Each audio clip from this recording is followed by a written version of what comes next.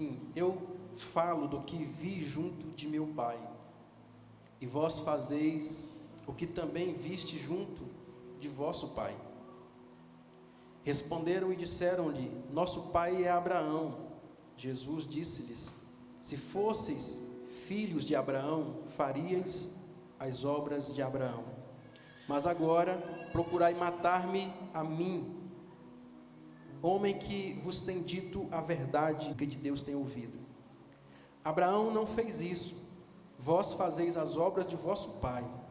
Disseram-lhe, pois, nós não somos nascidos de prostituição, temos um pai que é Deus. Disse-lhes, pois, Jesus: se Deus fosse o vosso pai, certamente me amarias, pois que eu saí e vim de Deus, não vim de mim mesmo, mas ele me enviou. Porque não entendeis a minha linguagem, por não poderdes ouvir a minha palavra. Vós tende por pai o diabo, e quereis satisfazer os desejos do vosso pai. Somente até aqui.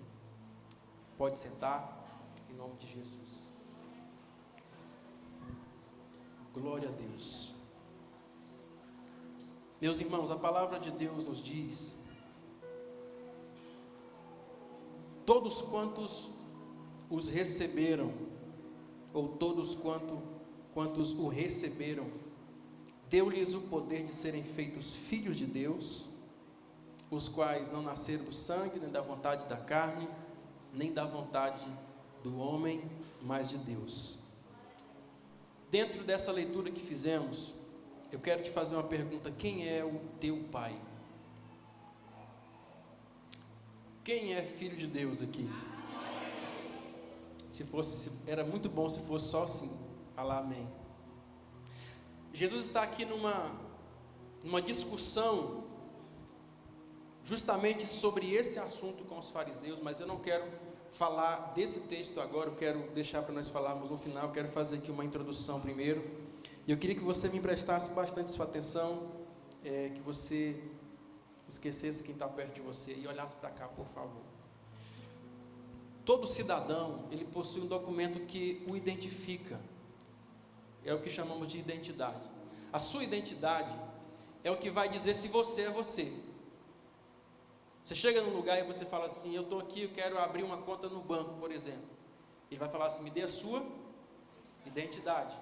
Ele quer ver se aqueles dados que você está passando ali condiz com uma coisa: os dados que estão na sua identidade e a sua imagem que está lá, a sua foto, para que se prove que você é você. Porque há muitas pessoas com identidades falsas, e no reino também não é diferente.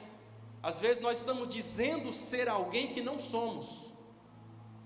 Quantos são filhos de Deus? Agora olhe para dentro de você, isso é verdade?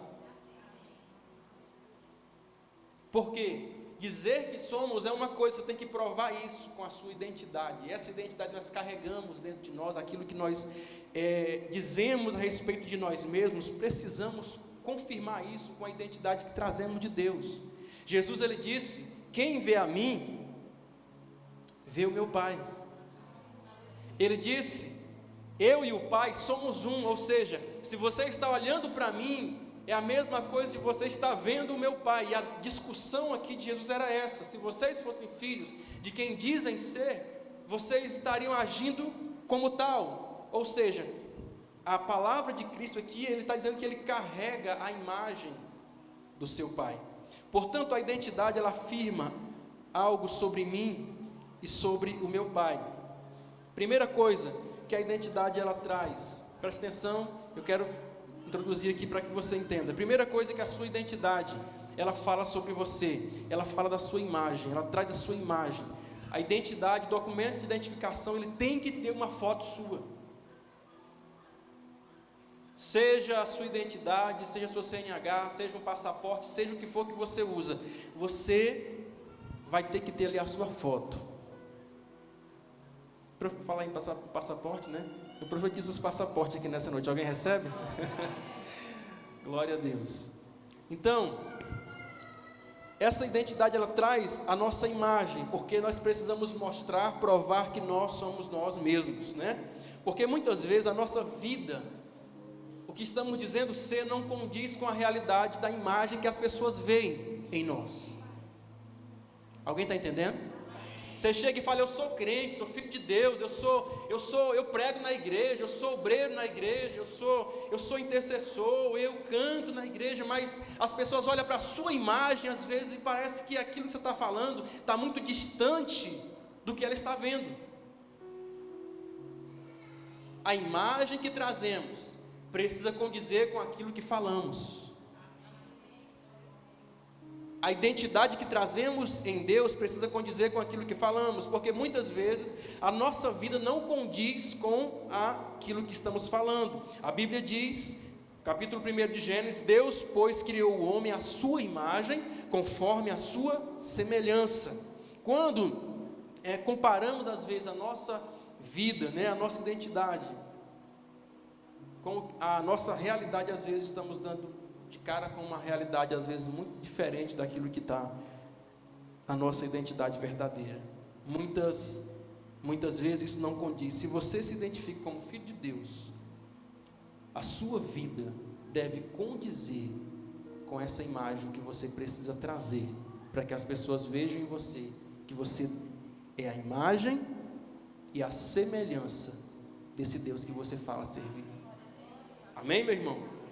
A palavra de Deus vai dizer, a palavra de Jesus é: quem vê a mim vê o Pai. Eu e o Pai somos um. Por quê? Porque nele havia a imagem e a semelhança de Deus.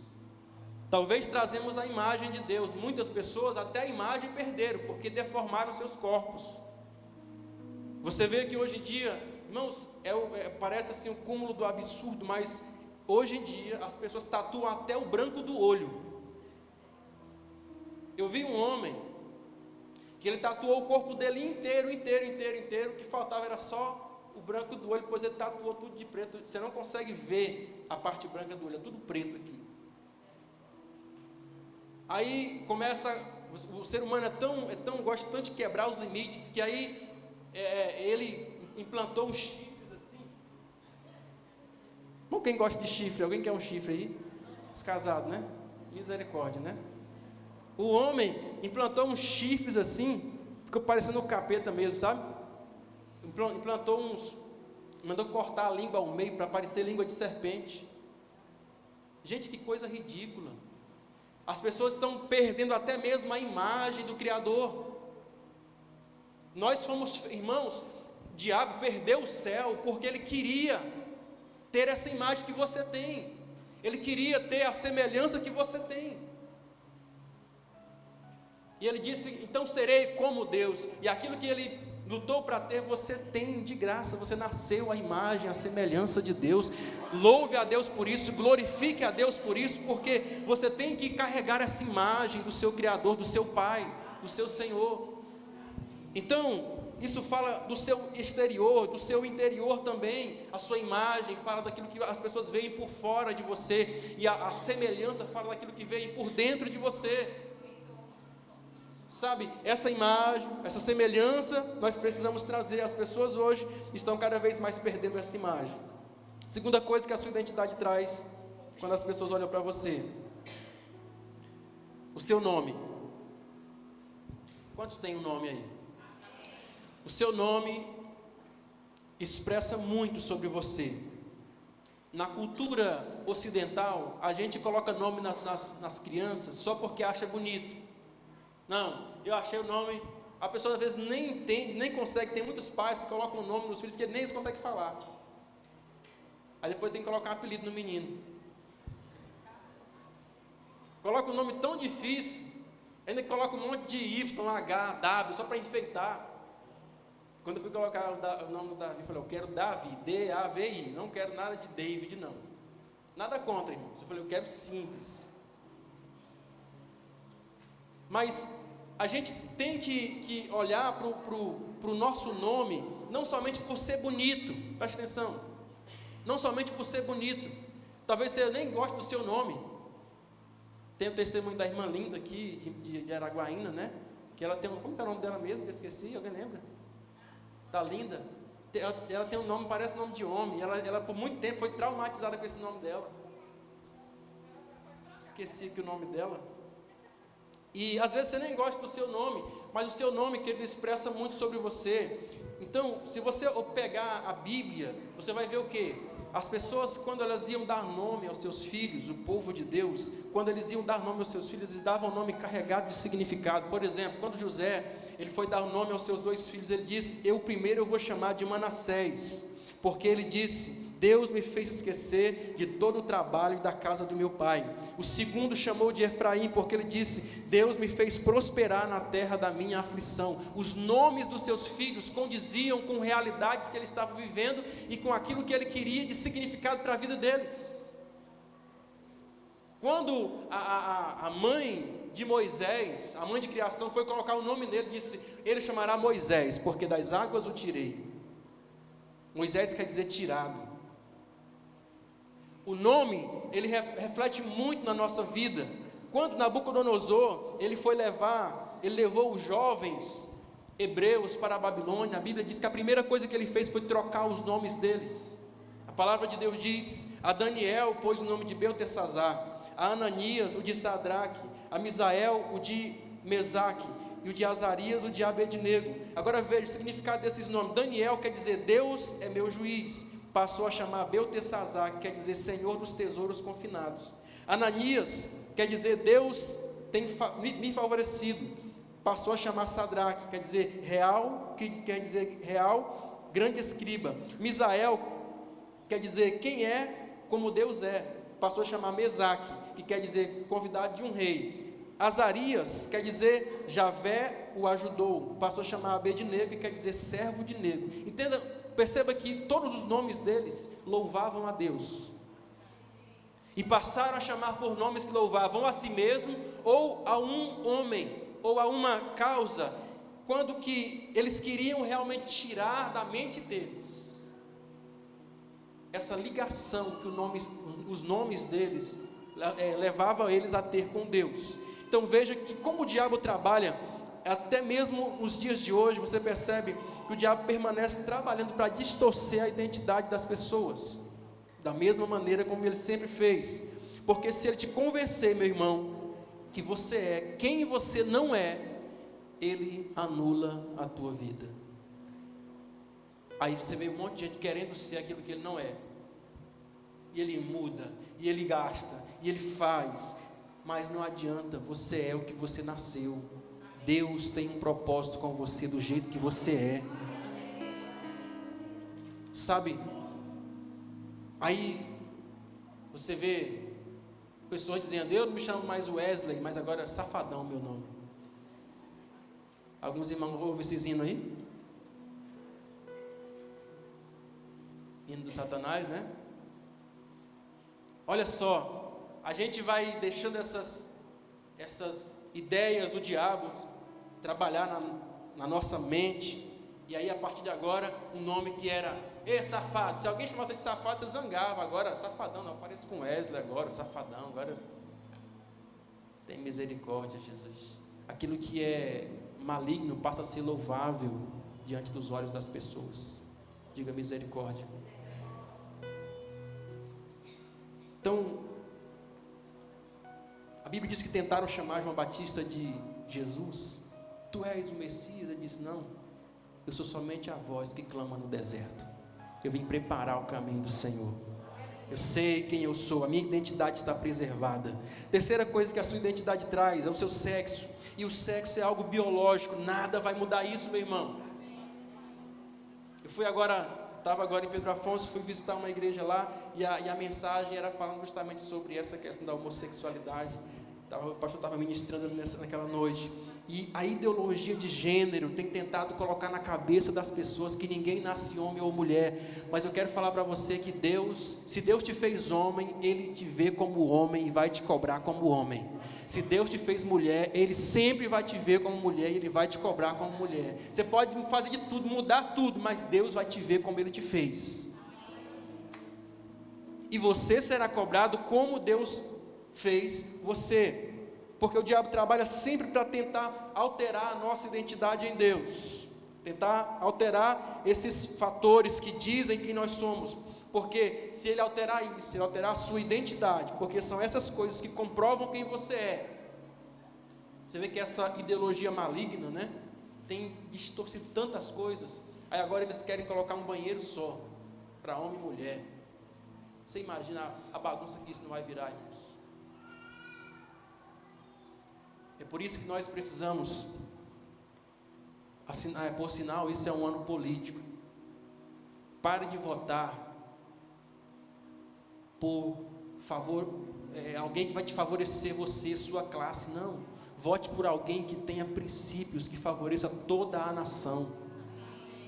Ah não, vou votar no candidato X, porque ele vai abençoar aqui o Riachão. Não, para com isso. Vote em alguém que abençoe a nação inteira,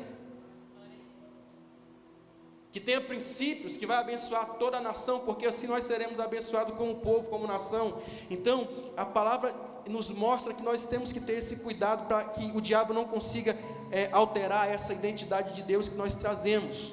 Quarta coisa que a sua identidade traz é a sua filiação. Lá quando você vai no seu documento de identidade está escrito lá, filho de. E essa aqui é uma parte maravilhosa, porque a sua identidade fala quem é o seu pai. A sua identidade fala quem é o seu pai. A principal tentação de Jesus foi na sua identidade. O diabo chegou e disse: se você é filho de Deus, se você é filho de Deus, se você é filho de Deus. A preocupação dele era simplesmente em tentar Jesus na identidade, porque se ele distorce a sua identidade, faz você querer ser alguém que você não é, ou pensar ser alguém que você não é, ele destrói o seu futuro e a sua vida. Então ele disse: se você é filho de Deus, transforme as pedras em pães. Mostra, se você é filho de Deus, então atira-te daqui abaixo. Se você é filho de Deus, desce da cruz. O tempo todo ele estava tentando Jesus na sua identidade. Perceba que o diabo não perguntou se ele era crente, ou qual era a sua religião. Irmãos, o diabo não está preocupado com qual é a tua religião. O diabo está preocupado com uma coisa: quem é o seu pai. O que o diabo quer saber é só uma coisa: se você é filho. A pergunta dele para Jesus foi: qual é a tua religião, Jesus? Se tu for da Batista de Filadélfia, eu te respeito.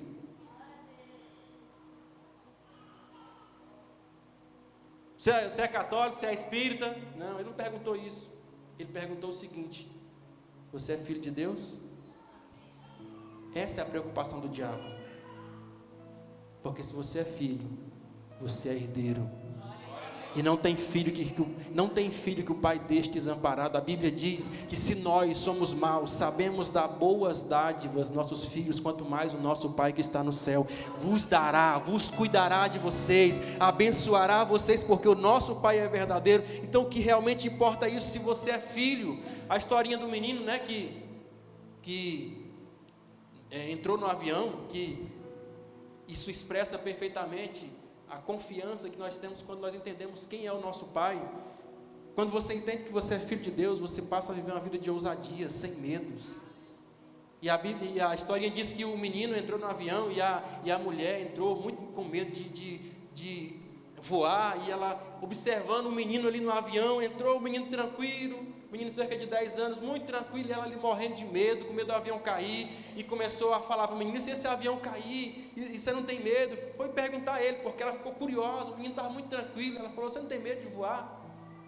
Se esse avião cair e tal? E ele falou assim: não, o meu pai é o piloto.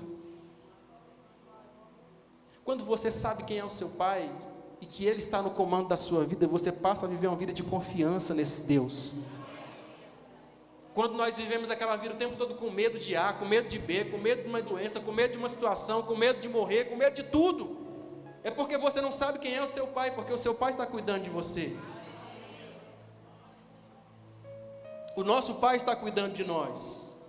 E afinal de contas, meus irmãos, o que importa, o que realmente importa, é quem é o seu pai. É se você é filho de Deus. Porque a palavra de Deus diz: se somos filhos, somos também herdeiros. Herdeiros de Deus e co-herdeiros com Cristo Jesus.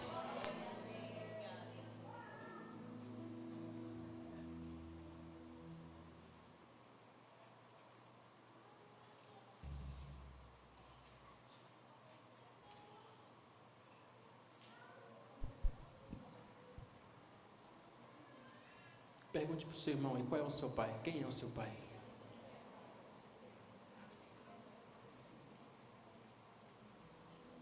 A quinta coisa que a tua identidade traz são as suas digitais. A digital fala da sua individualidade. Não tem ninguém dos mais de 7 bilhões, é 7 ou é 8? É 7, né? 7 bilhões de habitantes no mundo, não tem ninguém que tenha a sua digital. Fala da sua individualidade, ou seja, cada um de nós haveremos de prestar conta individualmente a Deus. Entenda, Deus não tem neto, Deus não tem sobrinho, Deus tem filhos. Ou você é filho, ou você não é filho.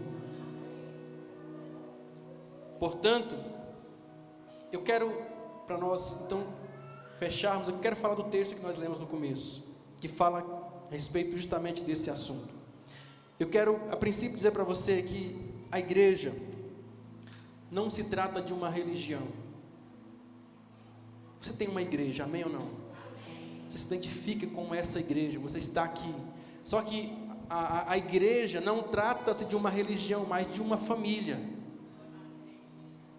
Amém? Aqui não trata-se de uma religião, mas de ter um pai e de ter irmãos. É disso que trata a igreja. Aqui nós temos um pai, não somos órfãos, e aqui também nós temos irmãos. Portanto, é disso que se trata a igreja. E quem tem uma família, tem uma origem, tem uma descendência, tem uma raça. Quem tem uma família tem um pai, tem irmãos. Quem tem uma família tem um lar, tem uma casa, um lugar de morada. Quem tem uma família tem herança, tem direitos, mas também tem deveres. Então você tem direitos aqui como filho de Deus e também tem deveres como filho de Deus. O texto que nós lemos no começo fala a respeito desse diálogo de Jesus com os fariseus.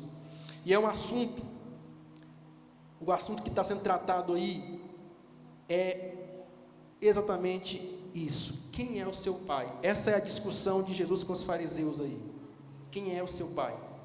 Ele começa dizendo aos fariseus: eu falo do que vi junto de meu pai, e vós fazeis o que também viste junto do vosso pai. O texto está aí, Laís? Dá para colocar aí para nós? Versículo 38.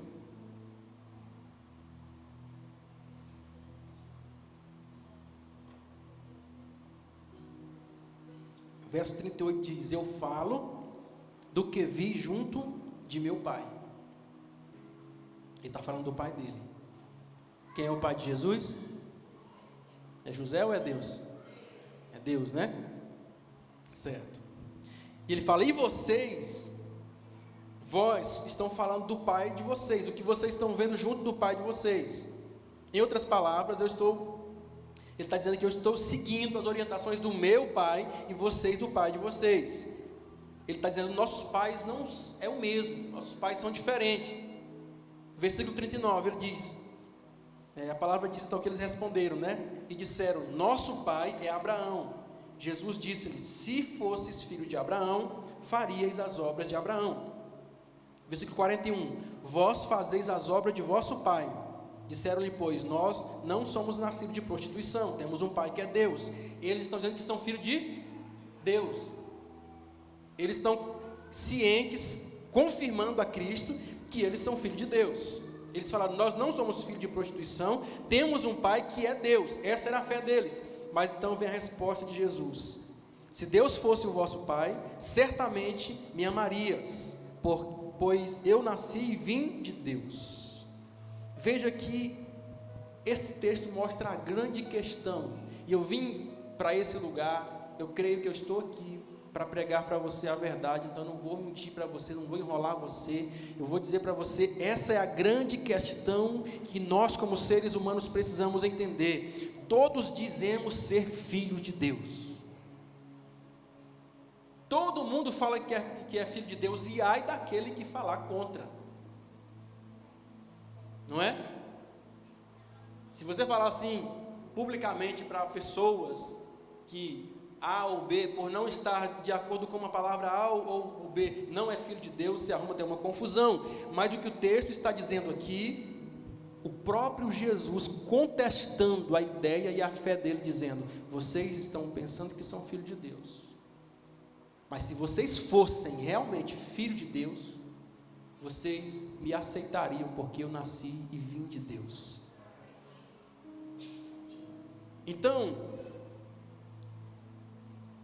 essa era a ideia da cabeça deles. 43.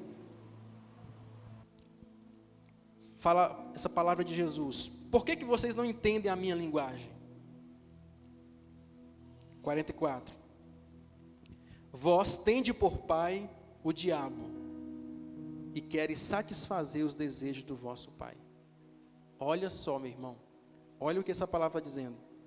Jesus está falando na cara deles: vocês têm por pai o diabo, e vocês querem satisfazer os desejos de vosso pai.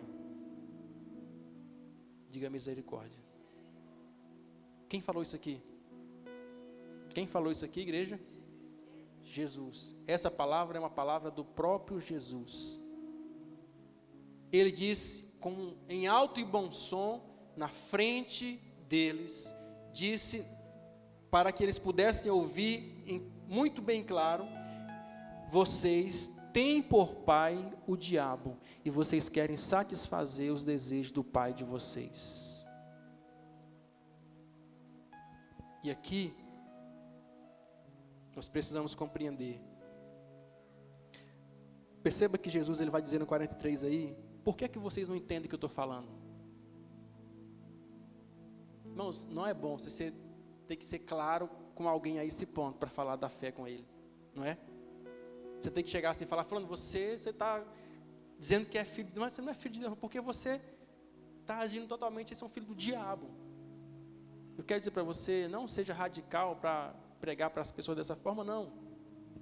Agora Jesus, observe que até Jesus, ele tentou ser mais, ir por longe, para que eles pudessem entender, mas veja que ele